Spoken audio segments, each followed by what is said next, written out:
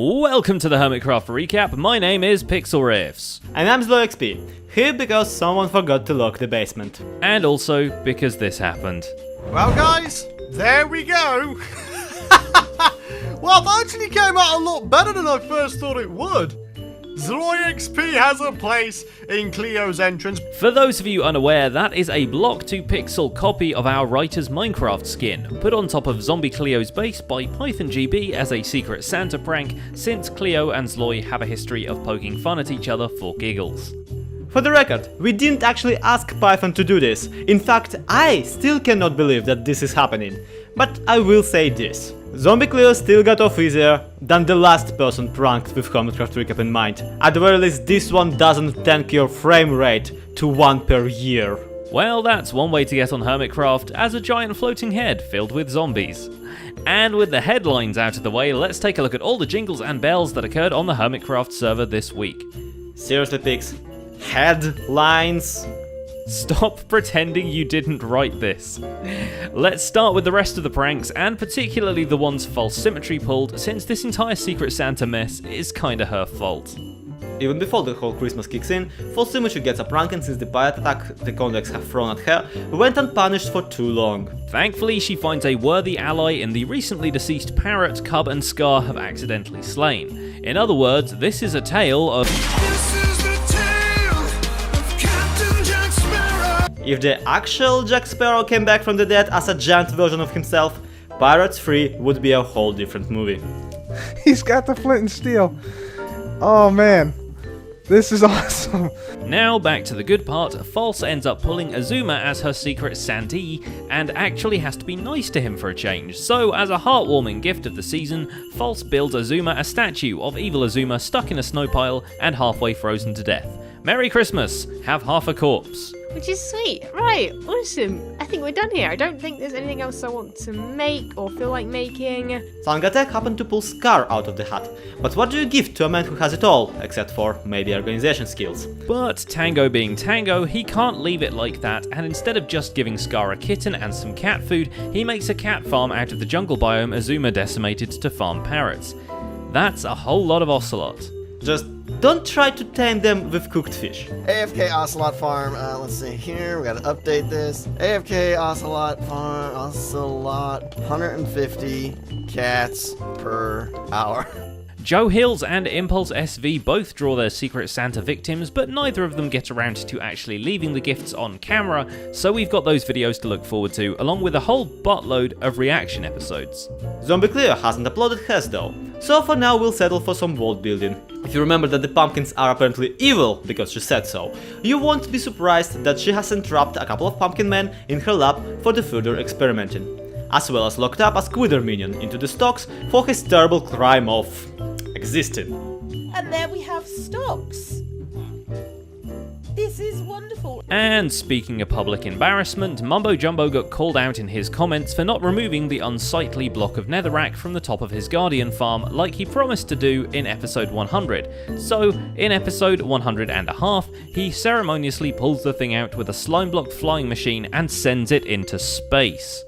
And by space, we mean build height, but that's nothing a handful of TNT won't fix. Oh, there it is! The netherrack has finally been removed from the Guardian farm. It is now officially gone. If I just place in a piece of TNT on this block right here, and then run back to the end of my platform, we should about to see, oh my word! The spirit of goodwill continues as Mumbo tidies up the other pet peeves people have left in his comments section, which all goes well until he tries removing parts of the glass pillars which are keeping the walls of water pinned at the corners, and disaster strikes. No!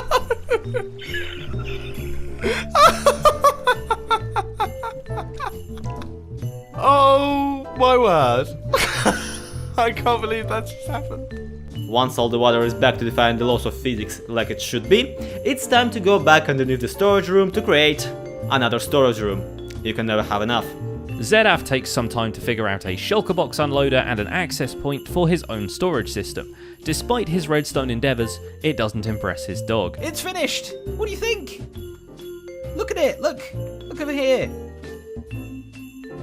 He's not interested, but I think it's pretty cool. Overall, he's had a bit of a disjointed episode this week, taking a break midway into it to go hunt for a charged creeper, and that's not mentioning the diaper he puts on Tango Tech's new tower at the beginning. But while the Game Master is doing all that stuff, the gaming district itself flourishes and advances thanks to the efforts of anyone but him.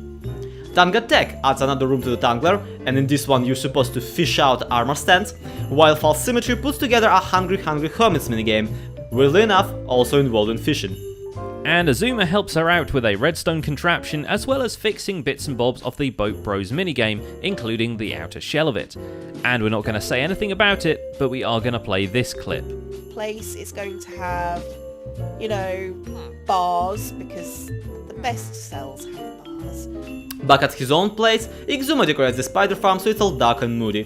Plus, he calls it the hissing room, which, truth be told, is way funnier than anything I could come up with. It is very dark here. We just have the dynamic light of the torch in my hand at the moment, and the room is very ominous and dark, which makes me think it's going to be tricky to figure out where to put the lighting. Still, I'd rather be in a hissing room than in a room with barf monsters.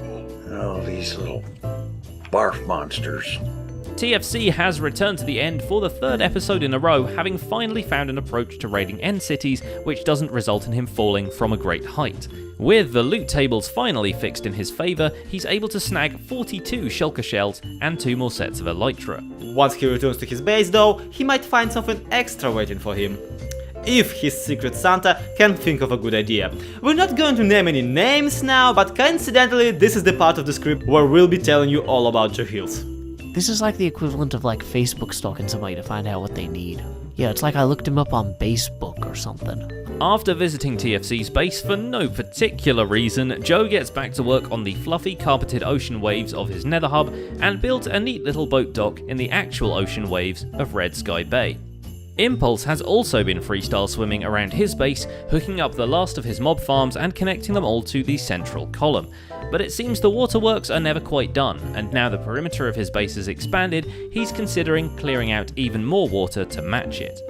And I know I'm probably going to regret this. As much work as it was to just clear out this area around the monument itself, this whole kind of area right here, so that we could make our guardian farm. Visiting the community area to be assigned his secret Santee, he also stops by Stress Monster's redstone shop, and in the exchange for the elytra she already made him make, orders up the most annoying redstone contraption Stress can ever think of.